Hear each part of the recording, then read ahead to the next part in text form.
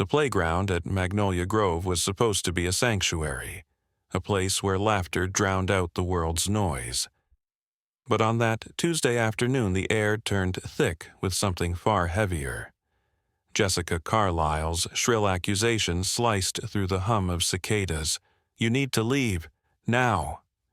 Her French-tipped nail jabbed toward the broad-shouldered man pushing his giggling daughter on the swings. Daniel Carter froze his ink-stained arms, pausing mid-air. The tribal patterns swirling up his biceps weren't gang markings, though the pearl-clutching moms already whispering behind their iced lattes seemed convinced otherwise. His 6-year-old Zoe gripped the swing chains tighter, her sparkly unicorn sneakers scuffing the mulch. "Daddy!" Her voice was a tiny tremor in the sudden silence. Jessica's phone was already recording her designer tote dangling precariously as she dialed 911 with theatrical urgency. "There's a threatening man harassing children at the park," she announced loud enough for the entire HOA board to hear. The other parents became a wall of iPhone cameras and sideways glances, one woman even yanking her son backward as if Daniel's shadow might stain him. But what Jessica didn't know, what none of them knew, was that the intruder they were so eager to vilify held a deed to the largest house on Magnolia Lane. And the corporate logo tattooed on his wrist, the one they mistook for a prison tat, that belonged to the tech firm that employed half their husbands. Daniel scooped Zoe into his arms, her curls brushing against the portrait of his grandmother inked along his collarbone. "Remember what we say about bullies, Firefly," he murmured. Zoe nodded, pressing her face into his neck. "They're just scared of stuff they don't understand." Behind them, Jessica's performative gasp echoed as she finally Googled her neighbor's name right before the patrol car rolled up. The officer who stepped out tipped his hat at Daniel with a weary sigh. Again, Mr. Carter. Meanwhile, Zoe wriggled free and marched toward the slide, her voice ringing across the playground. "My daddy builds robots that help sick kids. Who's your daddy build?" The jasmine scent turned acrid with sweat as Jessica's flawless facade cracked. By sundown, the neighborhood Facebook group would explode with apologies and deleted comments. But for now, the only sound was Zoe's triumphant squeal as she launched down the slide right past the woman still clutching her phone like a lifeline. Daniel allowed himself a smile.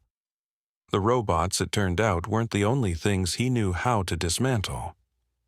The emergency HOA meeting took an unexpected turn when the community center doors burst open, revealing Maya in pajamas, dragging a stuffed giraffe and flanked by 6 neighborhood kids of varying ethnicities.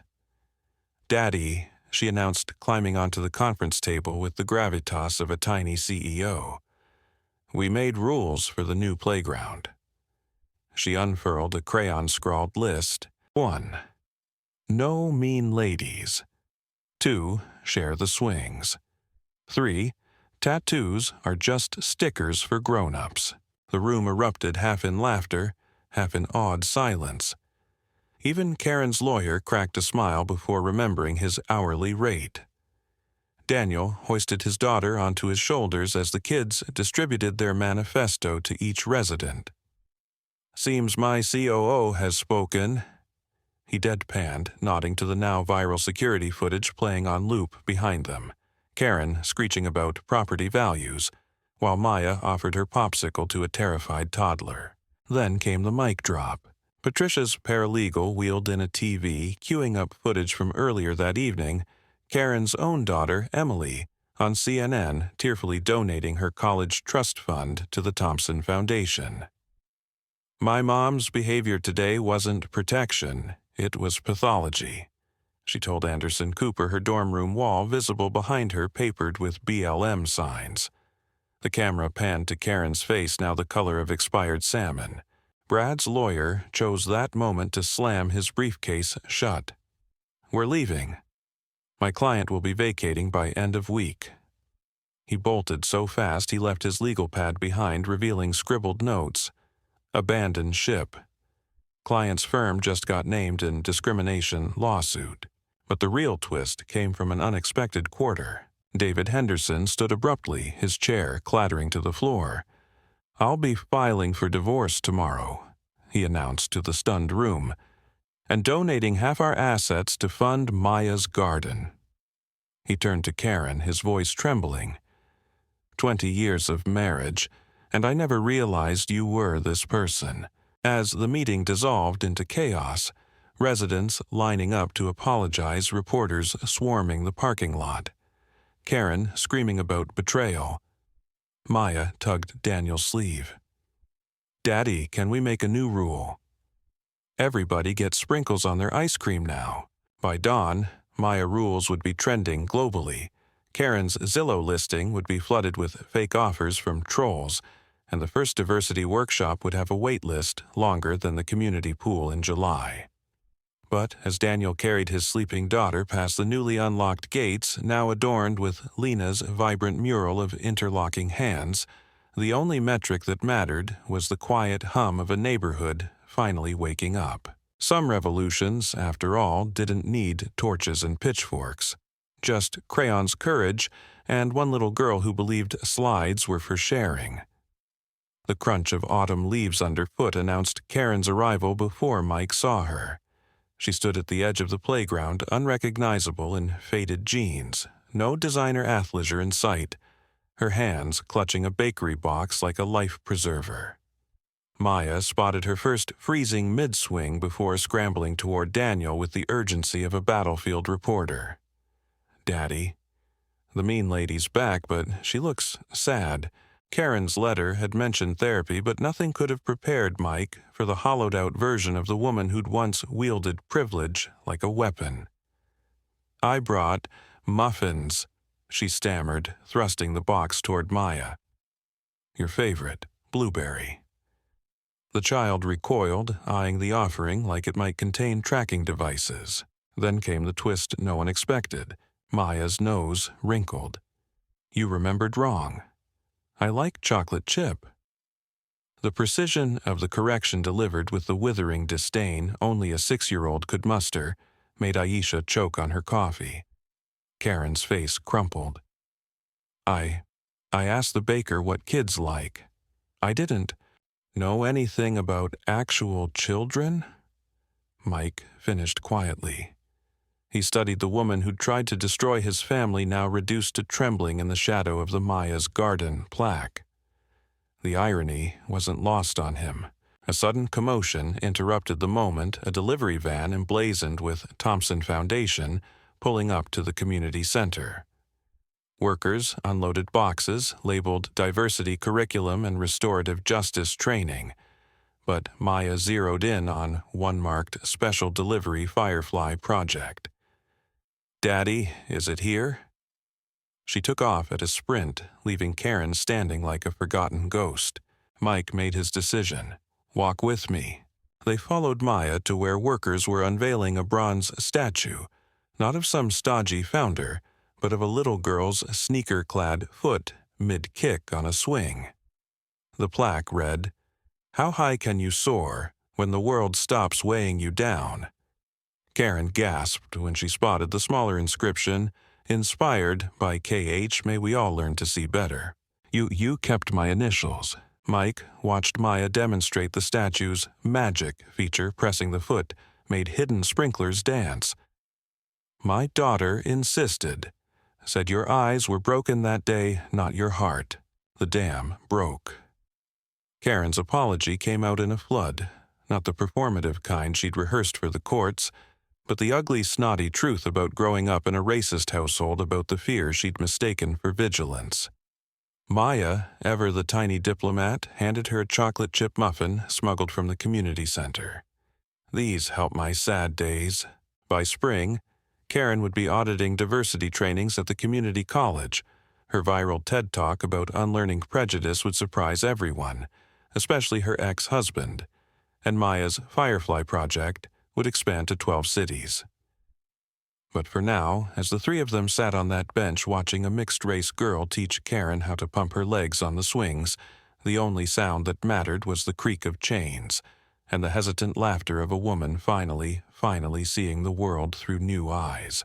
Some transformations, after all, begin with a single question: "Daddy, can we get sprinkles too?" The fireflies were putting on their best show when Maya tugged at Daniel's sleeve, her hands sticky with s'mores. "Daddy, look!" She pointed to where Karen sat cross-legged on the grass surrounded by kids, including Amamira and Chin, teaching them how to fold paper cranes. "She's using the good origami paper," Maya whispered as if this was the ultimate redemption. Daniel's phone buzzed again, this time with a text from Karen's ex-husband. Saw the live stream. "Never thought I'd say this, but thank you for giving her a path back to humanity." The irony wasn't lost on him. The woman who'd once called security over a playdate was now being swarmed by children, her designer purse repurposed as a craft supply holder. Then came the moment that would later go viral. Amamira's mother, Dr. Nabila Khan, approached Karen with 2 cups of chai. "For the crane artist?" she said, her smile knowing. Karen froze, staring at the offering like it might bite her. 6 months ago, she'd filed a complaint about the foreign spices at the community potluck. Now her hands shook as she accepted the cup. I don't know what to say. Try thank you." Chin's father called from the grill, flipping burgers with one hand and holding his newborn daughter with the other. The crowd erupted in laughter, the kind that stitches old wounds. Aisha sidled up to Daniel, nodding toward the scene. "Think Georgia's ready for this brand of chaos?" Before he could answer, Maya materialized between them, her face smeared with chocolate and her eyes alight. "Daddy, can we buy all the playgrounds, even the ones in space?" The adults burst into laughter, but Daniel caught the serious undertone in her question. He knelt to her level. "We'll start with Georgia Firefly. But yes, everywhere kids aren't treated fairly." He tapped her nose, leaving a flower fingerprint. "Deal? Deal."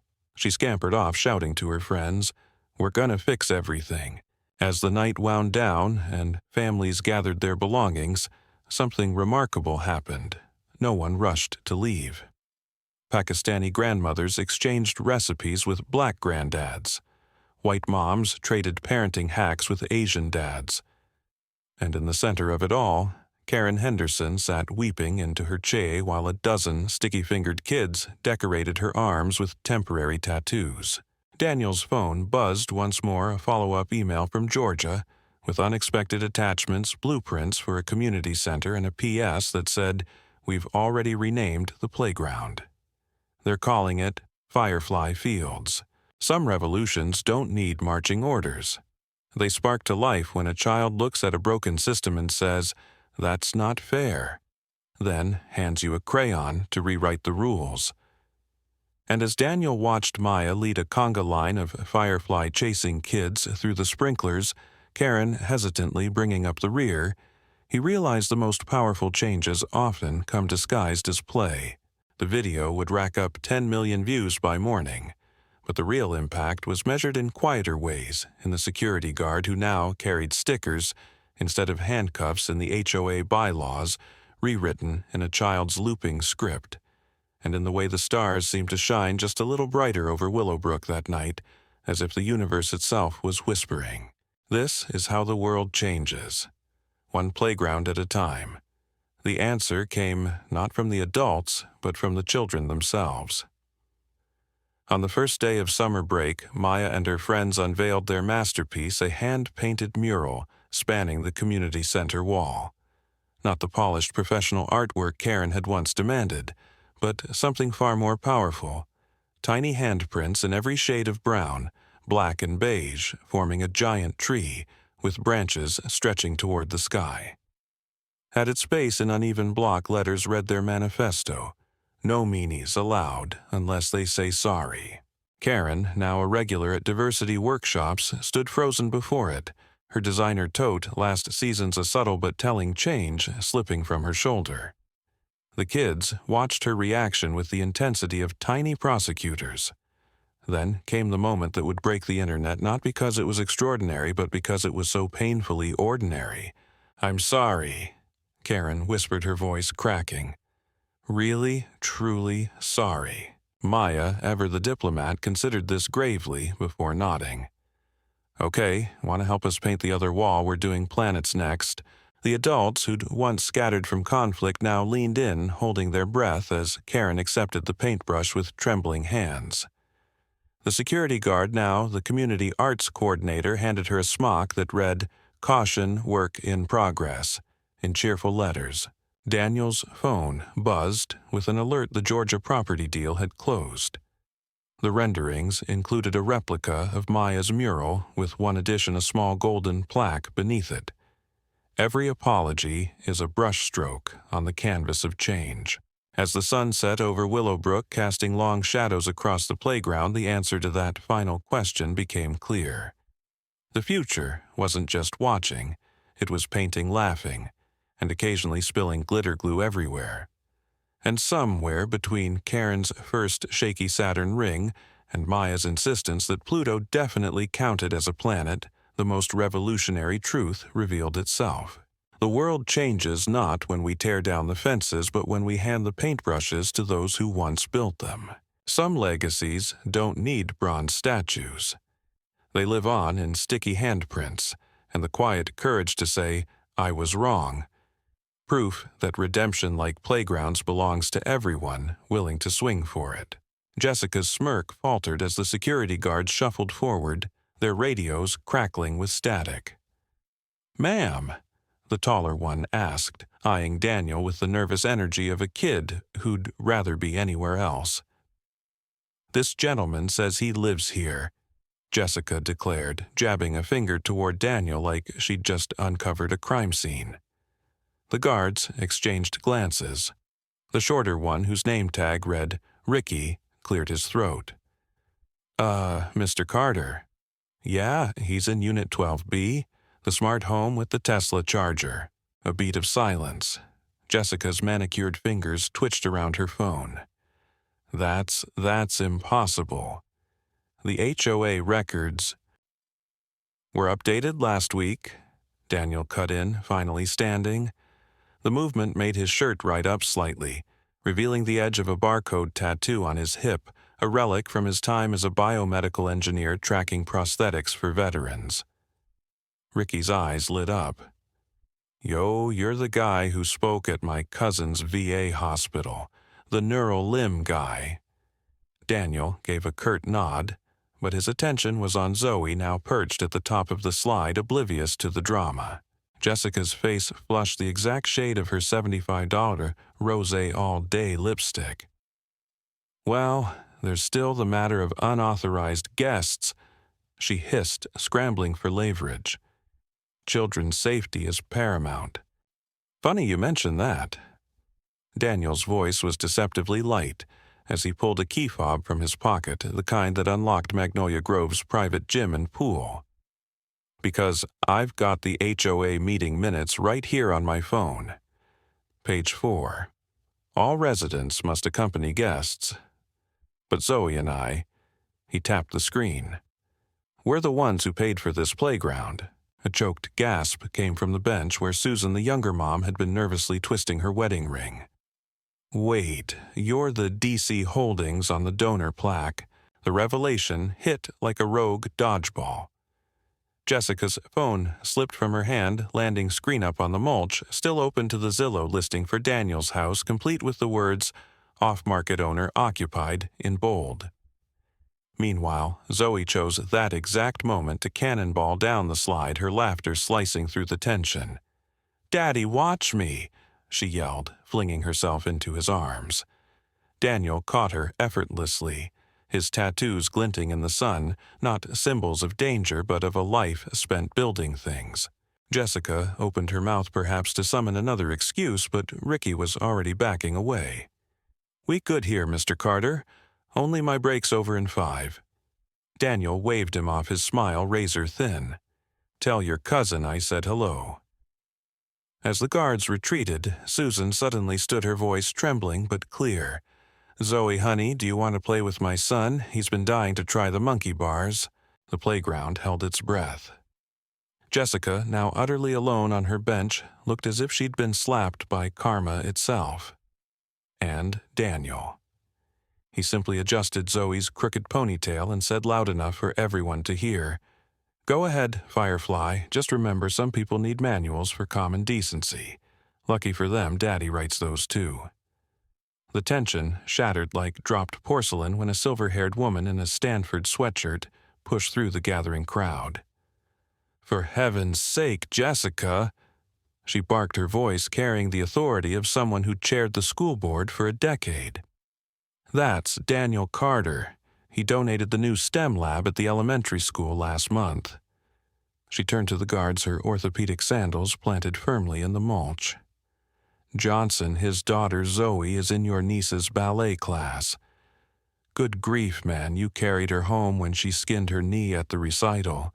Johnson's hand fell away from his radio like it had burned him. Rodriguez suddenly found the clouds fascinating.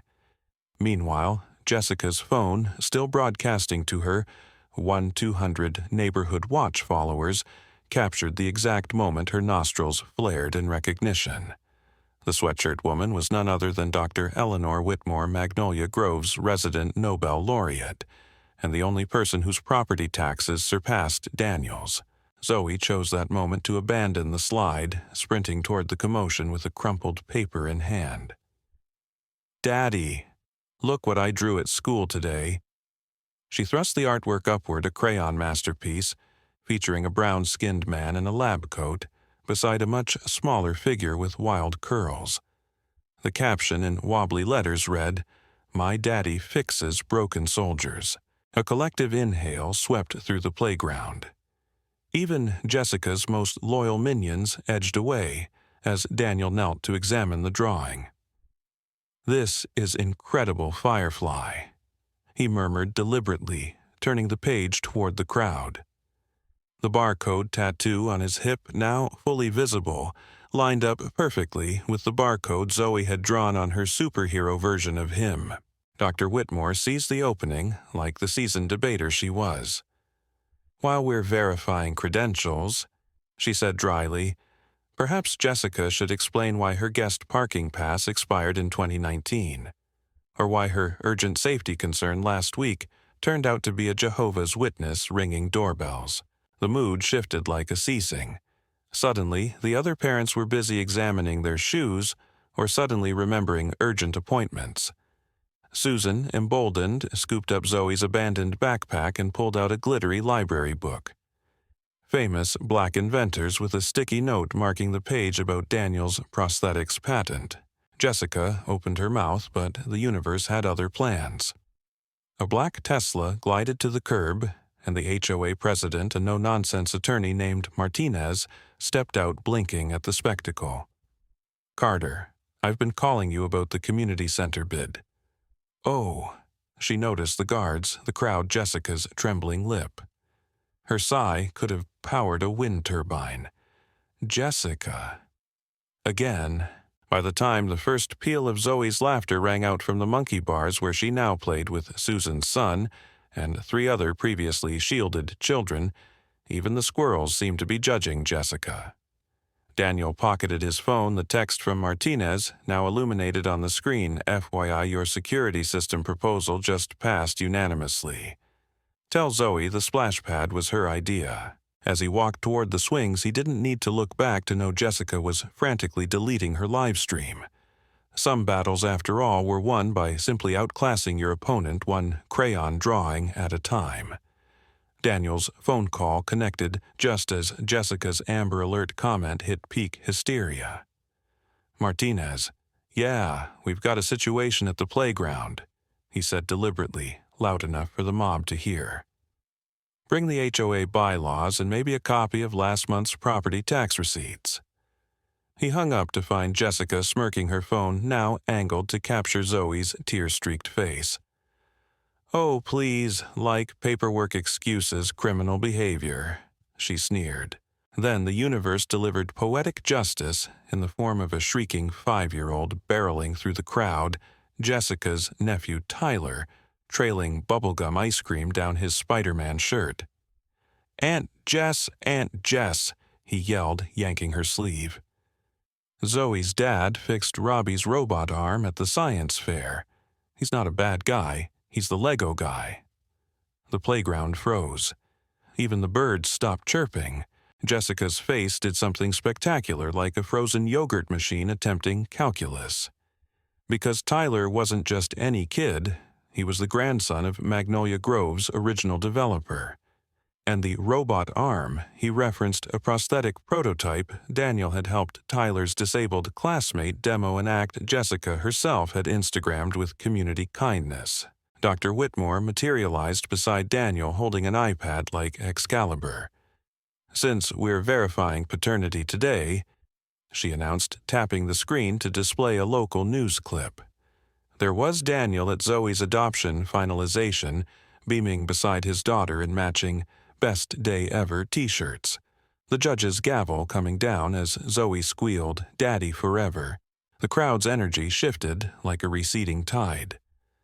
Parents who'd moments ago clutched their pearls now shuffled their feet, suddenly fascinated by mulch patterns. But Jessica, ever the sinking ship firing its cannons, lunged for one last shot. Adoption doesn't prove enough. Martinez's voice cut through the chaos as she marched into the fray, a folder in hand. "Jessica, you're live-streaming a minor without consent while violating 3 HOA privacy clauses." She snapped the folder open to reveal a photo of Jessica's own landscaper, a Latino teen, being harassed at the gate last month. "Funny how your safety concerns always have a pattern." The twist of the knife came when Zoe wriggled free and marched up to Jessica, holding out a melted popsicle like a peace offering.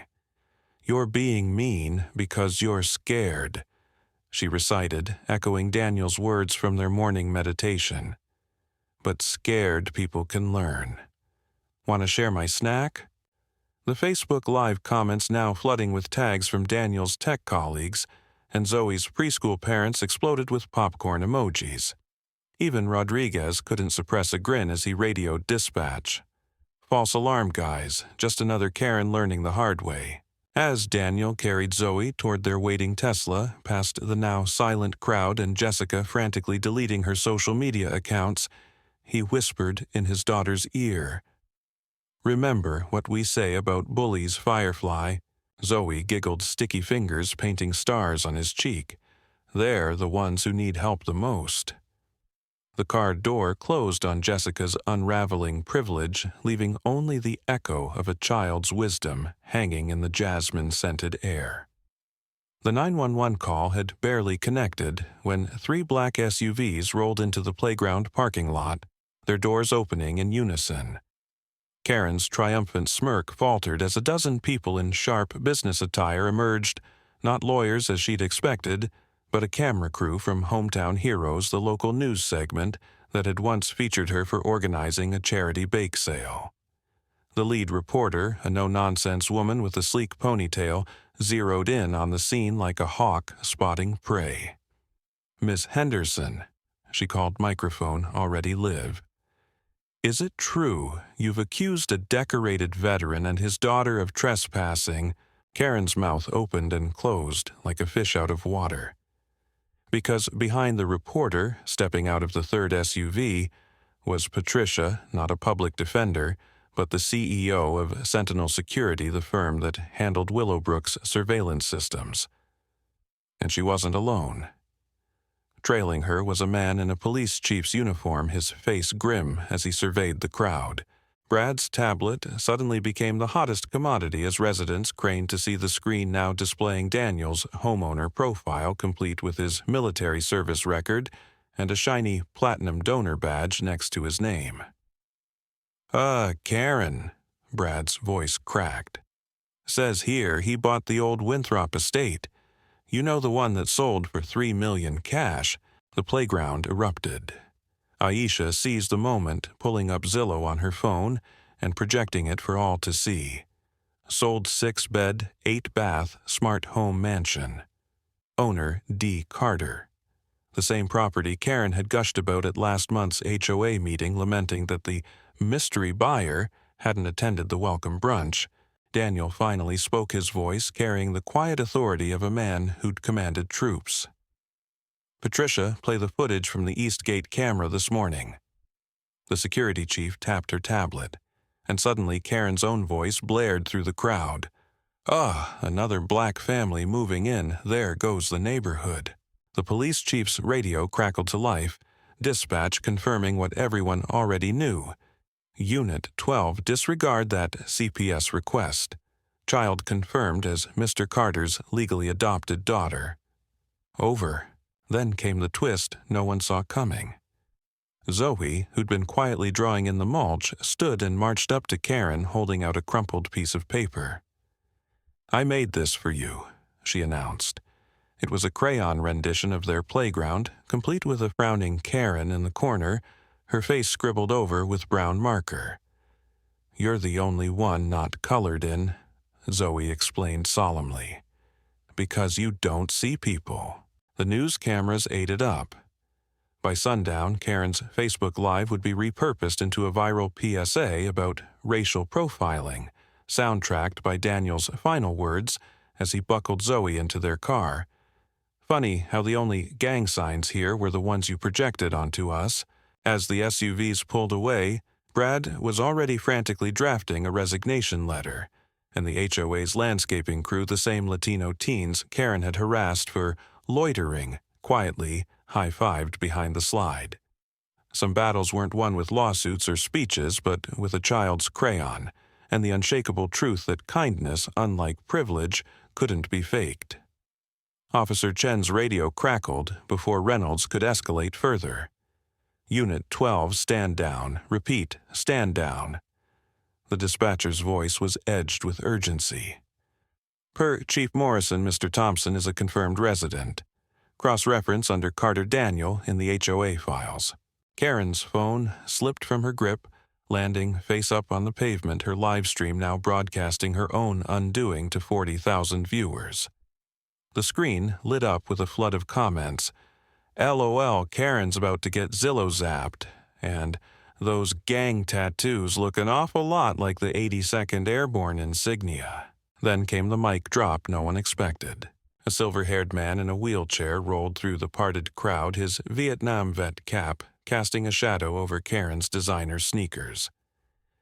"Afternoon, officers," he said, his voice like gravel. "This here's Sergeant Carter. Saved 6 of my men in Fallujah.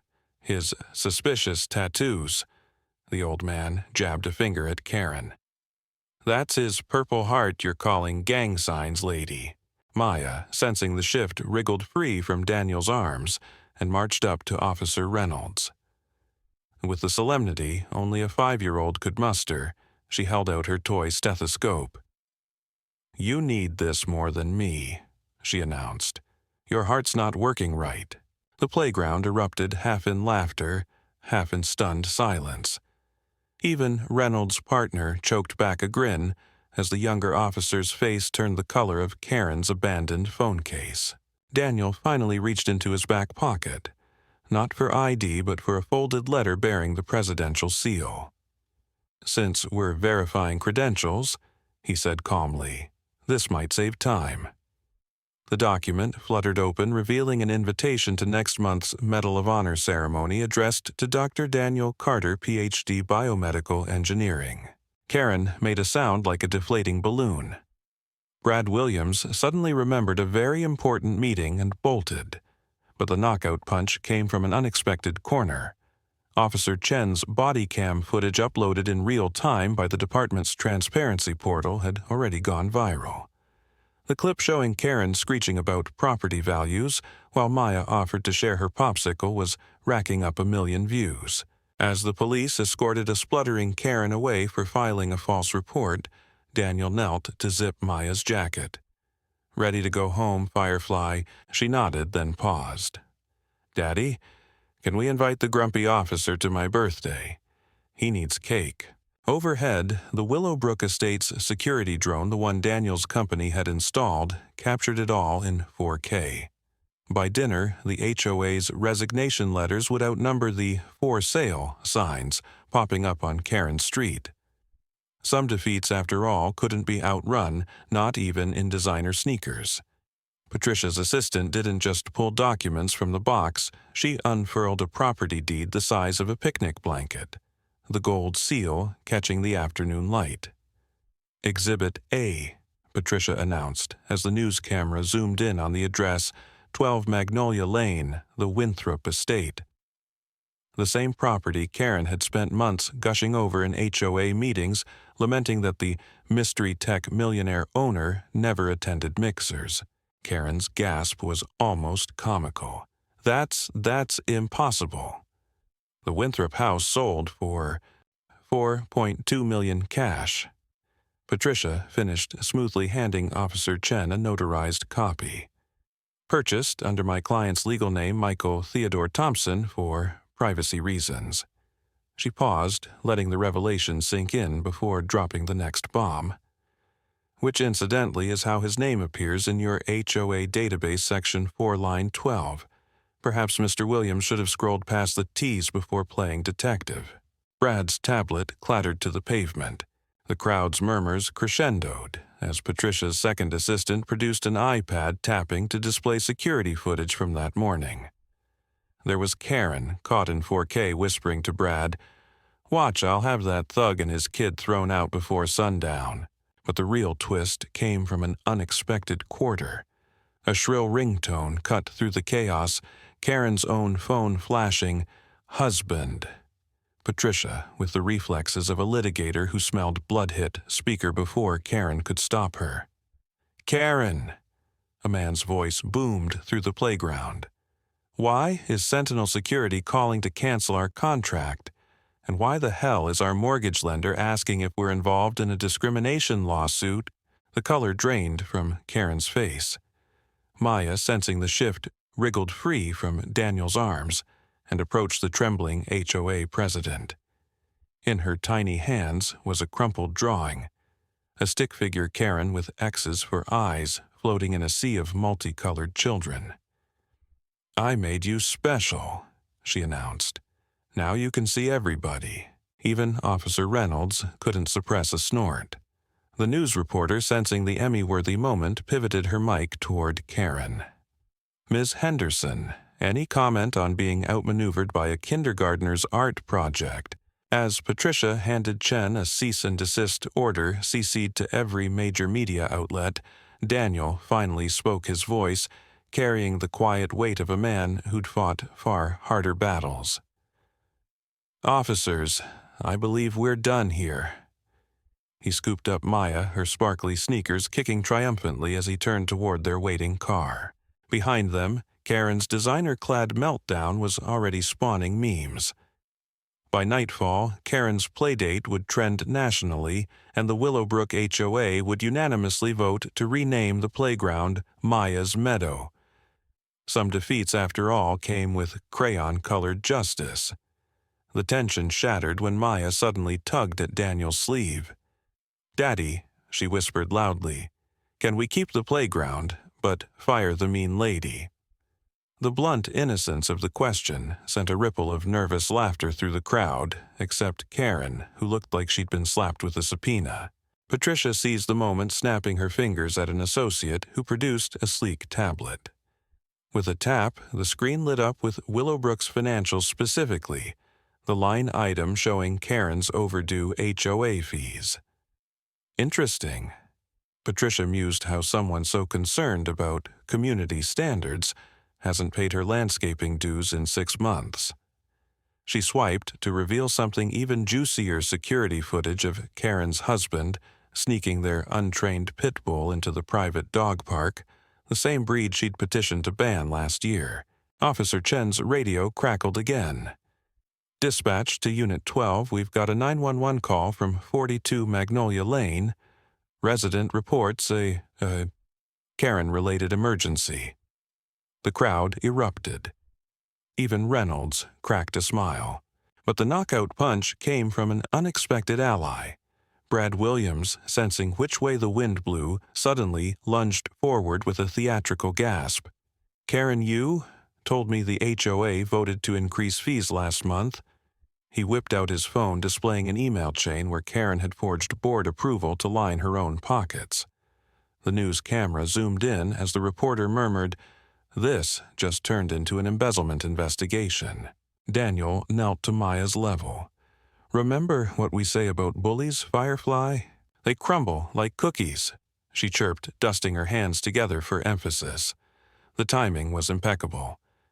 Karen chose that exact moment to wobble on her heels, collapsing onto a bench as her phone buzzed incessantly with notifications, Zillow listing gone viral, HOA members demanding emergency meeting, former friends tagging her in check your privilege posts, as Patricia handed Officer Chen a USB drive labeled Exhibit K, Karen's NDA violations.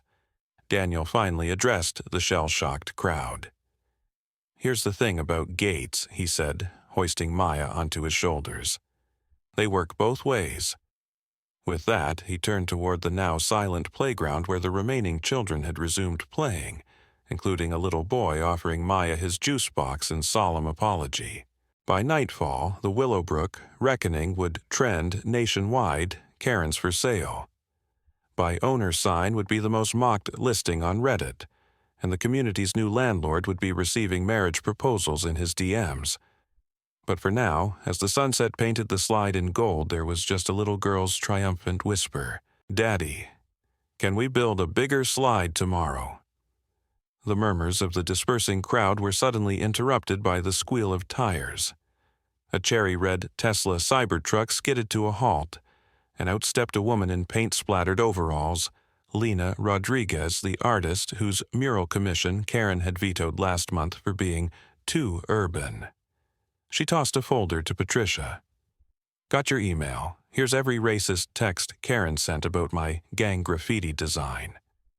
The pages fluttered open, revealing Karen's handwritten notes. "We can't have that ghetto art near the tennis courts." Maya, sensing the shift in energy, wriggled from Daniel's arms and marched up to Karen's husband, a man who'd until now been blissfully unaware of his wife's HOA tyranny. She handed him a crumpled juice box straw.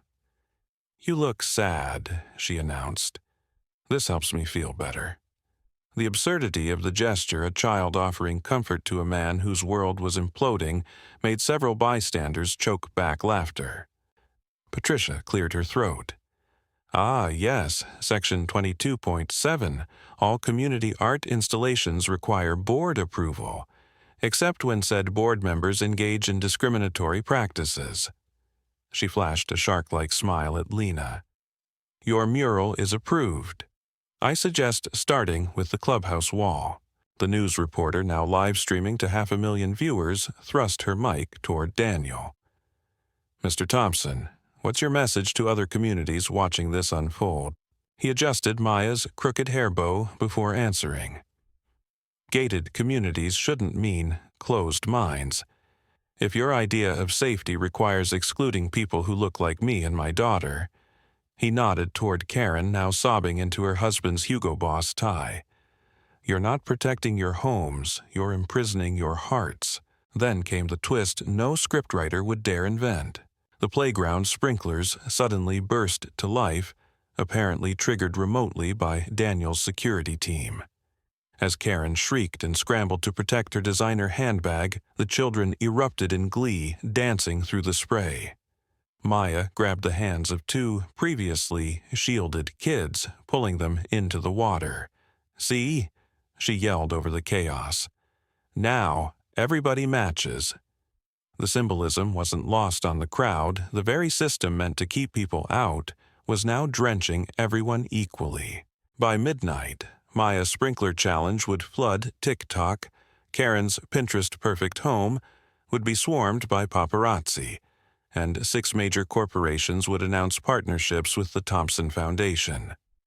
But as Daniel carried his exhausted daughter to their car past the newly unlocked community gates, the only sound that mattered was Maya's sleepy whisper, "Daddy, can we buy all the playgrounds?" Some revolutions, after all, begin with a single swing set.